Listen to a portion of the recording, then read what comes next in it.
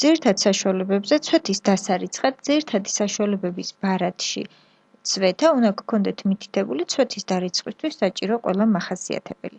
ცვეთა დაერიცხება ცვეთის დასარიცხ თანხაში მითითებული მნიშვნელობით, ამ შემთხვევაში 90 ლარით და გატარება შესრულდება 22.70 ანგარიშის შესაბამის ქვიან-გარიშზე.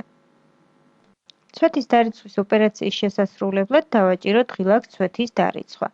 ცვეთის დარიცხვა შესაძლებელია როგორც მონიშნულ ძირითად საშუალებებზე, ასევე ყველა ძირითად საშუალებაზე. აქვე მითითებულია თუ რომელ ძირითად საშუალებებზე მოხდება ცვეთის დარიცხვა.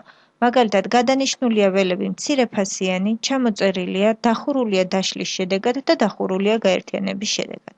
ცვეთის დარიცხვის მეთოდი განსხვავებული არც ერთისგან, ცვეთის დასარიცხი თანხა მეტია ნულზე და ნარჩენი ღირებულების თანხა მეტია ნულზე და ასე შემდეგ. ცვეთის დარიცხვის თარიღში მიუთითოთ ოპერაციის თარიღი.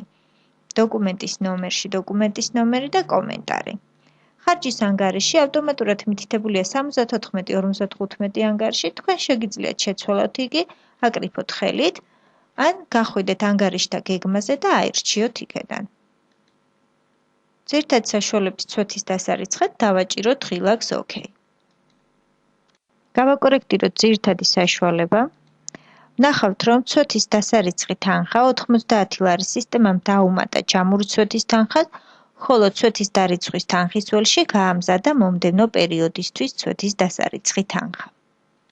ცვეთის დასარიცხი თანხა შეგიძლიათ მიუთითოთ ხელით, ან დააჭიროთ ცვეთის დარიცხვის თანხის გვერდზე არსებულ ღილაკს და სისტემა თვითონ დაიანგარიშებს მომდევნო ცვეთის დასარიცხ თანხას.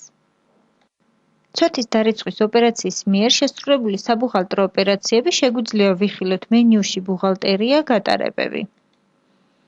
გავაკორექტიროთ ეს ოპერაცია, ვნახავთ, რომ გატარება შესრულდა 74-55-ზე და 22-72 ანგარიშზე თანხით 90 ლარი.